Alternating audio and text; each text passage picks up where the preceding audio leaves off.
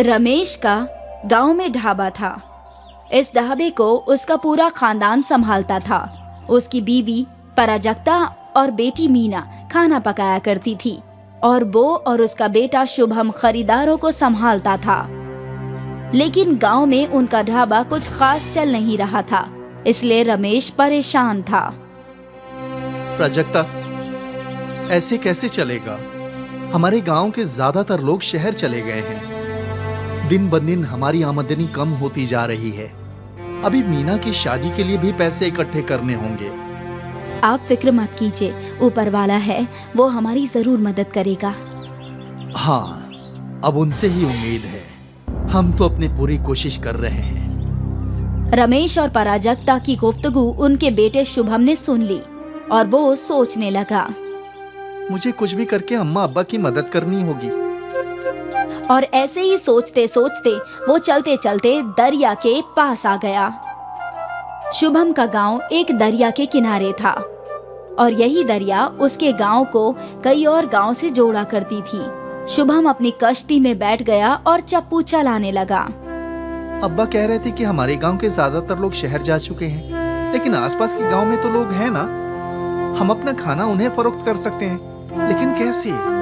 वो सोच ही रहा था कि तभी उसका तवज्जो एक दूसरी कश्ती पर चाय फरोख्त कर रहे शख्स की जानिब गया। चाय ले लो, चाय चाय, बस 5 रुपए चाय ले लो। चाचा, मुझे एक चाय देना। शुभम उस कश्ती के करीब गया और उसने देखा कि चाय वाले ने अपनी कश्ती में चूल्हा लगा रखा है और वहीं चाय बनाकर फरोख्त कर रहा है। चाचा, ये तो आपने बहुत सही किया है। कश्ती पर चाय, कमाल है। कबल मैं भी दुकान में चाय फरोख्त करता था बेटा, लेकिन इतनी आमदनी नहीं हो रही थी, तो सोचा कश्ती पर फरोख्त करूं और मेरा फैसला सही निकला। अब सुबह निकलता हूं और एक गांव से दूसरे गांव दिन भर चाय बना बना कर फरोख्त करता रहता हूं। शुक्रिया चाचा, इसलिए अब मेरी मदद करने के लिए। शुभम ने कश्ती मोड़ ली और वापस अपने गांव पहुंच गया। अब्बा, मुझे एक तरकीब सूझ गई है। कैसी तरकीब बेटा? आमदनी में इजाफे का। अब्बा, हम कश्ती पर खाना फरोख्त करेंगे। क्या? हाँ अम्मा, अभी मैं दरिया पर गया था। वहाँ एक चाचा कश्ती पर चाय फरोख्त कर रहे थे और वो कह रहे थे कि दिन भर उनकी चाय फरोख्त होती रहती है। वो कभी इस गांव में तो कभी उस गांव में चाय फरोख्त करते रहते हैं। उनकी आमदनी में कई गुना इजाफा हो गया है। अब्बा, हमें भी उन चाचा की तरह खाना कश्ती पे ही फरोख्त करनी चाहिए। लेकिन ये कैसे मुमकिन होगा? मुमकिन है। कश्ती पर छोटा सा गैस वाला स्टोव लगाकर लोगों को गर्मा गर्म खाना मिलेगा और हम कई गांव में पहुंचकर अपनी आमदनी में इजाफा कर सकते हैं। वैसे तरकीब तो अच्छी है बेटा, हम कोशिश कर सकते हैं, बस कुछ चीजें खरीदनी पड़ेंगी। शुभम की तरकीब उसके पूरे खानदान को बेहद पसंद आई थी। वो सब लोग कश्ती पर ढाबा खोलने के लिए तैयार थे। रमेश और शुभम ने बाजार जाकर छोटे गैस वाले स्टोव खरीद लिए और फिर उन्होंने अपनी कश्ती पर स्टोव और बर्तनों को सेट कर लिया। यहाँ पराजक्ता और मीना ने आधे से ज्यादा खाना बनाने की तैयारियां कर ली थी और फिर सारा तैयार सामान लेकर पराजक्ता और मीना कश्ती के पास पहुँचे। सभी ने ऊपर वाले से दुआ की और अपनी कश्ती में निकल पड़े। दूसरे गांव के नजदीक पहुँचते ही खाना, जायकेदार खाना, सब्जी, रोटी, पनीर, दाल चावल, जो चाहिए सब मिलेगा। रमेश ने कश्ती किनारे ले ली और कुछ लोग उसकी कश्ती की जानिब आए। अरे भाई, ये क्या नया है? ये नया ढाबा है। यहाँ आपको खाना मिलेगा, वो भी गर्मा गर्म, कम दाम में। अच्छा, क्या क्या है खाने में आपके पास? दाल तड़का, चावल, पराठा, पनीर मखनी, गोभी की सब्जी, रोटी, छोले, पूरी भाजी। अरे बाप रे, इतना सब कुछ! और मुझे 2 पराठे और पनीर की सब्जी दे दो भाई। जी। मीना ने पनीर की सब्जी गरम की और पराजक्ता ने पराठे बना दिए। कितना हुआ? बस 70 रुपए भाईजान। अरे वाह, किफायती है। हमारे गांव के होटल में तो इतने में 120 रुपए लग जाते हैं। दाम सुनकर कई और खरीदारों ने फरमाइश की। दाल तड़का और जीरा राइस पार्सल कर दीजिए भाई। मुझे 2 पूरी भाजी दे देना। जी भाईजान। पराजक्ता और मीना फटाफट खाना बनाने लगी और रमेश और शुभम खरीदारों को पेश करने लगे। पहले रोज ही गांव में उन्हें 8-10 खरीदार मिल गए। जब खरीदार आने खत्म हुए तो रमेश ने कश्ती चलानी शुरू कर दी। वो लोग अगले गांव में रुके और यहाँ भी एक एक करके कई खरीदारों ने उनसे खाना खरीदा और फिर उसके अगले गांव। ऐसा करते करते शाम तक रमेश का तैरता ढाबा 8 गांव में घूम चुका था। प्राजक्ता, आज एक रोज की कमाई 4000 रुपए हुई है। इतनी तो हमारे ढाबे पर हफ्ते भर में नहीं होती। हाँ शुभम, तुम्हारी ये तरकीब कमाल की है। अब से हम रोज ज्यादा खाना तैयार करके लाएंगे। जी अब्बा। मुझे यही उम्मीद थी। अब हमें खरीदारों की सोचने की जरूरत नहीं है। हमारी मेहनत को रुख मिल गया है। हमें ऐसे ही मेहनत करना जारी रखना होगा। हाँ सही कहा। फिर क्या था, रमेश का खानदान रोज कड़ी मेहनत करने लगा। वो लोग कश्ती से गांव-गांव घूमकर खाना फरोख्त करने लगे। सभी खुश थे। लेकिन उनकी ये तरक्की रमेश के गांव में रह रहे भानु से देखी नहीं गई। भानु रमेश से हसद खाता था। मुझे इस रमेश का कुछ न कुछ करना ही चाहिए, वरना ये मुझसे भी ज्यादा पैसे कमाएगा। मैं ऐसा होने नहीं दूंगा। रात के अंधेरे में भानु ने रमेश की कश्ती तोड़ दी। अब देखता हूँ तुम लोग कैसे कश्ती पर खाना फरोख्त करते हो। रमेश और उसका खानदान जब दरिया किनारे पहुंचा तो अपनी कश्ती का ये हश्र देखकर परेशान हो गया। अब हम क्या करेंगे अब्बा? कश्ती तो बिल्कुल टूट चुकी है। अरे हम इतना सारा खाना कहाँ फरोख्त करेंगे? गांव का एक बुजुर्ग शख्स उनकी ये सारी गुफ्तगू सुन रहा था। अब बेटा, तुम लोग मेरी कश्ती लेकर जाओ। मैंने तुम सबकी मेहनत देखी है और तुम्हारी वजह से कई लोगों को अच्छा खाना भी नसीब होता है। ये नेक काम रुकना नहीं चाहिए। तुम जब तक चाहो मेरी कश्ती इस्तेमाल कर सकते हो। वैसे भी दिन भर कश्ती चलाकर कुछ खास नहीं कमा पाता मैं। शुक्रिया चाचा जान, आपने हम पर बहुत बड़ा एहसान किया है। ऐसा नहीं बेटा, इसे तुम मेरी मदद समझ लो। चचा की कश्ती उनकी कश्ती से बड़ी और बेहतर थी। शुभम और रमेश ने उस बड़ी कश्ती में गैस स्टोव लगाया और ढेर सारा तैयार खाना भी रख लिया और फिर वो लोग रवाना हो गए। रोज की तरह वो लोग अलग अलग गांव में रुककर खाना फरोख्त करने लगे। खरीदार बढ़ गए थे और उनकी आमदनी भी। शाम के वक्त वो लोग अपने गांव लौटे और रमेश उस ज़ईफ शख्स के घर गया। चाचा, आज आपकी वजह से मैं खाना फरोख्त कर पाया। आपकी मदद के लिए शुक्रिया। इसे कबूल कीजिए। हमारी कमाई बहुत अच्छी हुई है और उसके हकदार आप भी हैं चाचा। पहली मर्तबा कोई मुझे कश्ती नहीं चलाने के पैसे दे रहा है। 40 साल से बस कश्ती चलाकर ही पैसे कमाता आया हूँ। अब ज़ईफ हो चुका हूँ, जिस्म साथ नहीं दे रहा है। सोच रहा था कि कश्ती फरोख्त ही कर दूं। अब नहीं चाचा, आपको कश्ती फरोख्त करने की जरूरत नहीं है। हम आपकी कश्ती चलाएंगे और आपको रोज आपकी कश्ती का किराया भी अदा करेंगे। ऊपर वाला तुम्हें बरकत दे बेटा।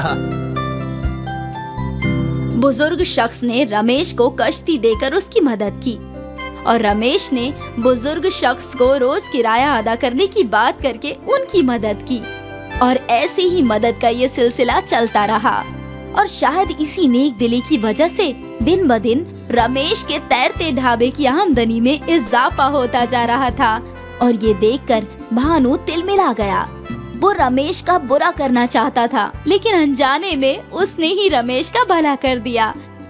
1 साल बाद रमेश ने अपनी दुख्तर मीना की शादी कर दी, बड़ी ही शानो शौकत के साथ। लेकिन भानु अभी भी रमेश को देखकर हसद खाता रहता। रमेश और उसके खानदान की मेहनत रंग लाई।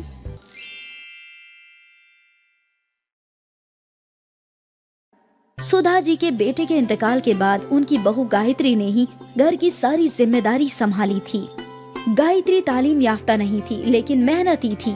गायत्री ने अपनी मेहनत और मशक्कत से गांव में छोटा सा ढाबा शुरू किया था। अरे बिटिया, खाने की थाली दे दो। अभी लाई चाचा जी। गायत्री अपने खरीदारों को भगवान का रूप मानती थी, इसीलिए हमेशा अच्छे से अच्छा खाना बनाने की कोशिश करती थी और उसके खरीदारों को भी उसका खाना बेहद पसंद था। बिटिया, तुम्हारे हाथों में तो जादू है। तुम्हारे हाथ की सूखी रोटी भी लजीज लगती है। ये सब माँ अन्नपूर्णा का करम है चाचा जी। वो तो है बेटा, तुम खुद ही अन्नपूर्णा का रूप हो।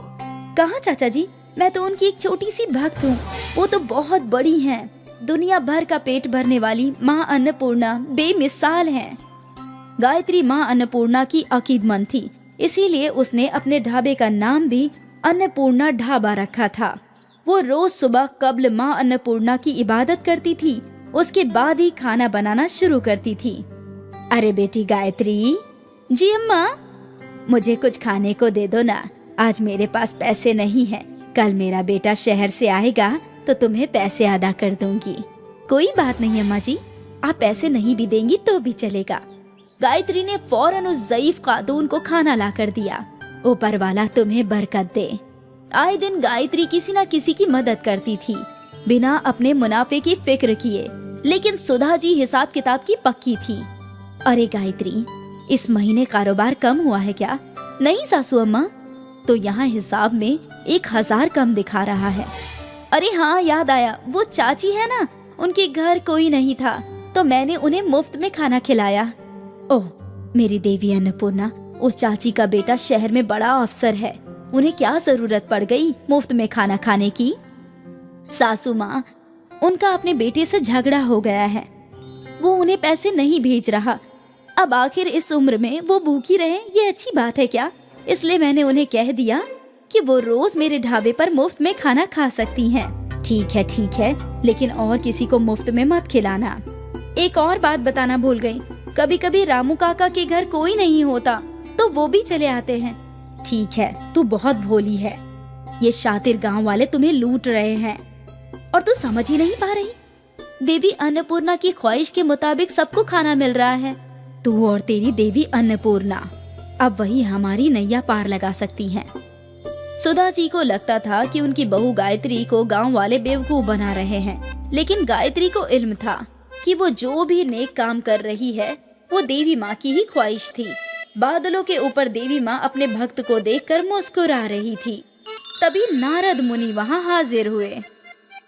नारायण नारायण। आइए नारद मुनि। आप अपने भक्त को देखकर मुस्कुरा रही हैं। गायत्री आपकी सच्ची भक्त है देवी। वो पूरे दिन लोगों को खुशी से खाना खिलाती है। हम जानते हैं नारद मुनि। तो आप अपनी सच्ची भक्त को उसकी भक्ति का फल क्यों नहीं देती माते? देंगे, जरूर देंगे, लेकिन उससे पहले हम अपनी भक्त की भक्ति परखेंगे। नारायण नारायण। अन्नपूर्णा देवी ने रात में तेज आंधी से गायत्री के ढाबे को तोड़ दिया। ये क्या माते? अब आपकी भक्त लोगों की सेवा कैसे करेगी? देखते जाइए नारद जी। सुबह हुई, गायत्री ने अपने ढाबे का हश्र देखा। अरे ये क्या, आसपास की सभी दुकानें दुरुस्त हैं, तो सिर्फ तुम्हारे ही ढाबे में ये तूफान कहाँ से आया? मालूम नहीं सासू माँ। हे माता अन्नपूर्णा, मेरी मदद कीजिए। अन्नपूर्णा देवी ने एक ज़ईफा खातून की शक्ल अख्तियार की और वो खुद गायत्री के ढाबे के बाहर आ गई। अरे बेटी, कई रोज से भूखी हूँ, तुम्हारे पास कुछ हो तो मुझे खाने को दे दो। गायत्री ने अपनी आंखों से गिर रहे अश्कों को पोंछा। अम्मा, मेरा चूल्हा तक टूट गया है, अगर मैं आपकी मदद कर पाती तो जरूर करती। गायत्री बोल ही रही थी कि उसके पीछे का चूल्हा अपने आप ठीक हो गया। क्या तुम उसी चूल्हे की बात कर रही हो बेटी? गायत्री ने पीछे देखा तो वो हैरान रह गई। अभी कुछ मिनट पहले वो चूल्हा पूरा टूटा हुआ था। माँ अन्नपूर्णा इस ज़ईफ खातून का पेट भरना चाहती है। गायत्री ने तुरंत चूल्हा जलाया और उस ज़ईफ खातून के लिए खाना बनाने लगी। सुधा भी हैरान थी कि सब कुछ टूट चुका था तो अचानक चूल्हा ठीक कैसे हो गया। गायत्री ने कुछ रोटियां सेकी और एक सब्जी बनाई और उस ज़ईफ खातून को परोस दिया। वो औरत ने उस सारा खाना खाया। अम्मा और लाऊं? नहीं नहीं बेटी, मेरा पेट भर गया। अच्छी बात है, आपको फिर कभी वापस भूख लगे तो यहीं आइएगा।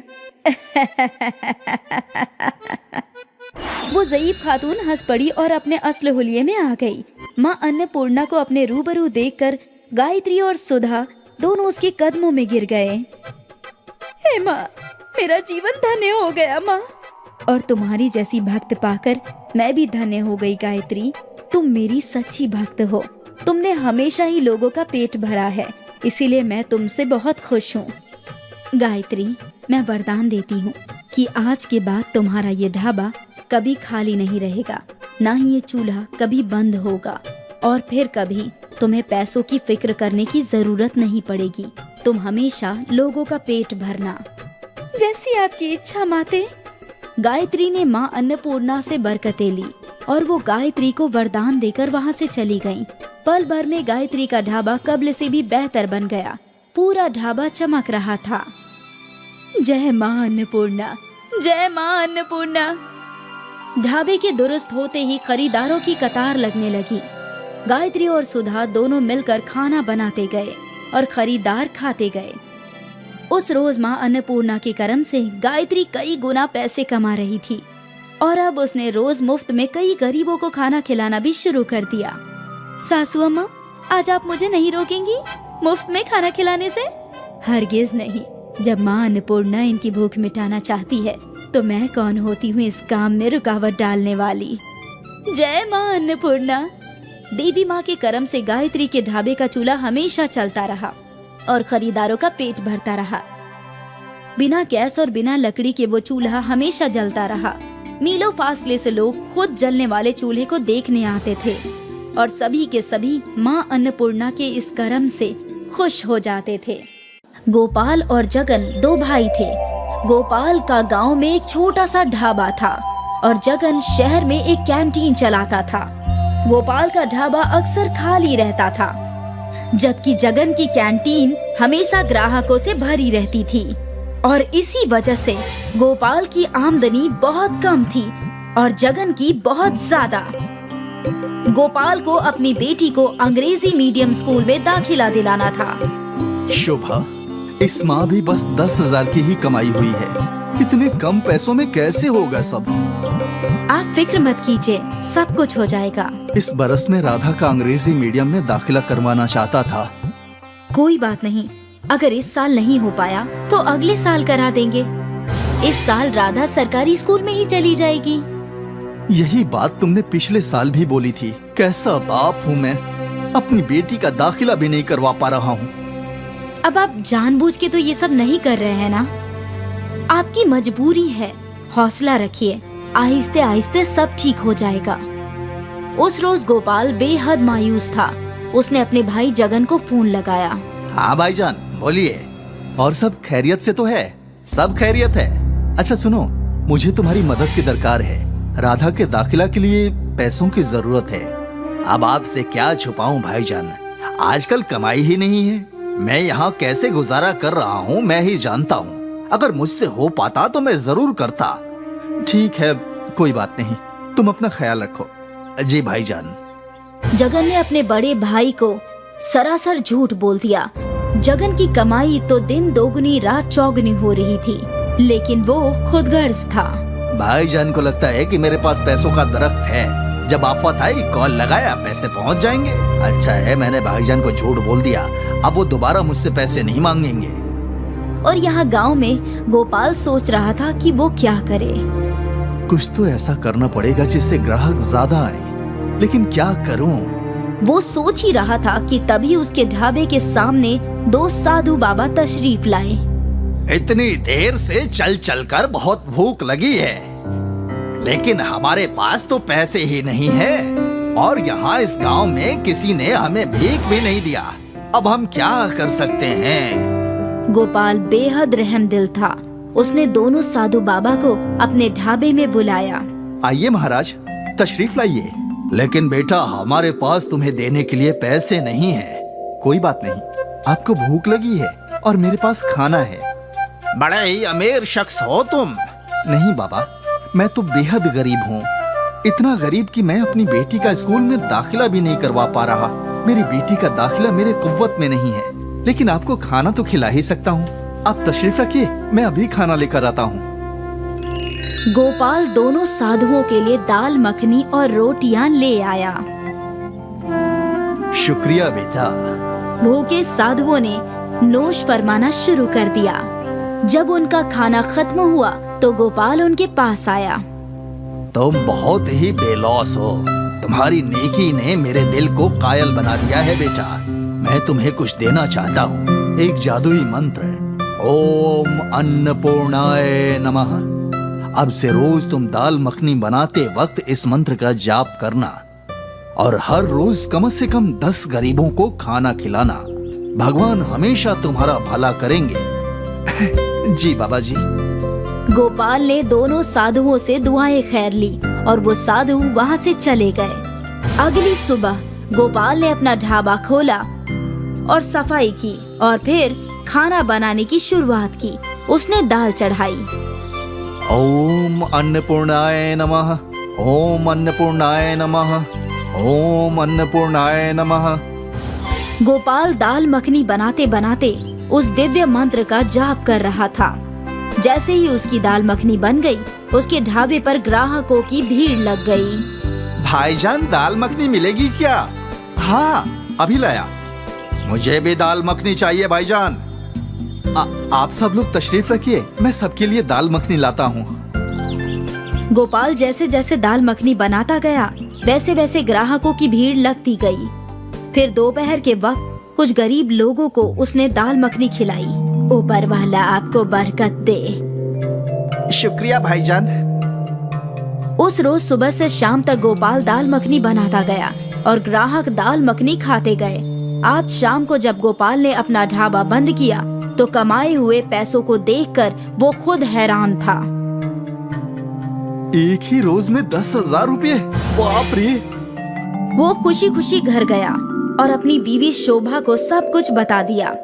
उन साधुओं ने तो हमारी सारी मुश्किलें हल कर दी। अगर ऐसा ही चलता रहा तो राधा का दाखिला जल्द ही हो जाएगा अंग्रेजी मीडियम स्कूल में। हाँ बेशक। अगले रोज भी वही हुआ। गोपाल दाल मखनी बनाते वक्त मंत्र का जाप कर रहा था और दाल मखनी बनते ही ग्राहकों की भीड़ लग गई। इस रोज भी गोपाल ने कई गरीबों के पेट भरे। कुछ ही रोज में गोपाल का छोटा सा ढाबा अब एक बड़े रेस्टोरेंट में तब्दील हो गया।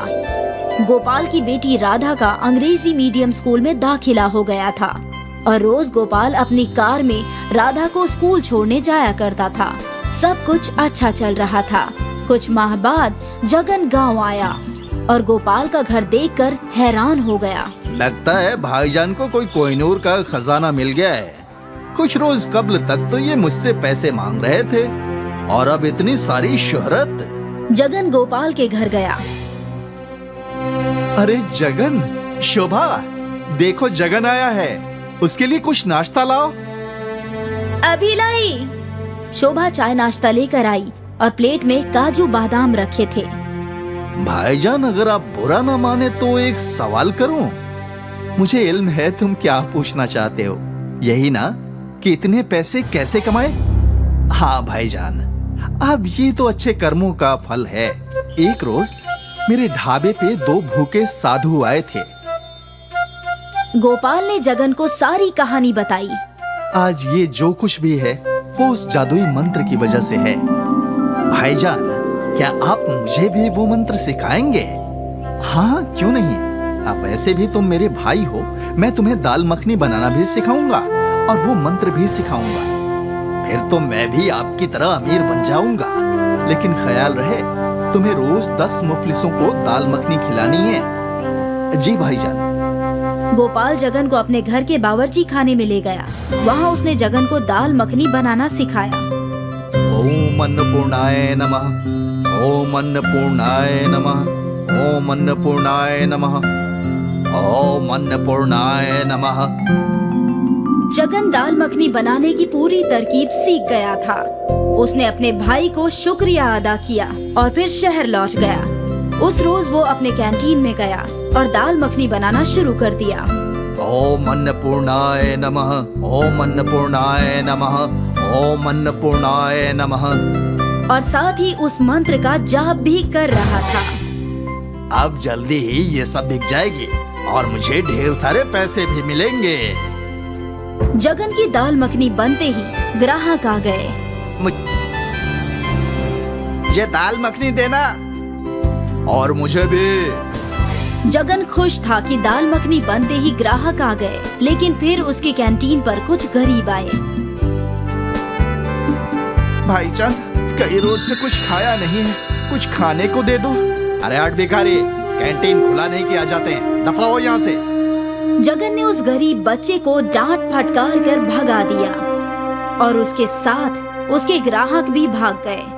उसके बाद उसके कैंटीन में एक भी ग्राहक नहीं आया। जगन को समझ में नहीं आ रहा था कि क्या वजह है। भाईजान के ढाबे पे तो भीड़ लगी रहती थी, मेरी कैंटीन में कोई क्यों नहीं आ रहा? मैंने तो हूबहू उन्हीं की तरकीब अपनाई। लगता है जादू वादू कुछ नहीं है। भाईजान ने मुझसे झूठ बोला है। वो मुझे हकीकत से रूबरू करवाना ही नहीं चाहते थे। उन्हें खजाना मिला होगा और मुझे कुछ देना ना पड़े, इसलिए ऐसा बोला होगा। जगन को उस मंत्र के जादुई होने पे एतबार नहीं रहा। उस रोज के बाद उसने कभी वापस कोशिश नहीं की। जगन को अपनी गलती समझ नहीं आई कि उसे गरीबों को भी खाना खिलाना था। गोपाल मंत्र के जाप और अपनी नेकी से रईस होता गया और जगन वहीं छोटे से कैंटीन में बैठा रहा। नेकी का फल हमेशा नेक ही होता है।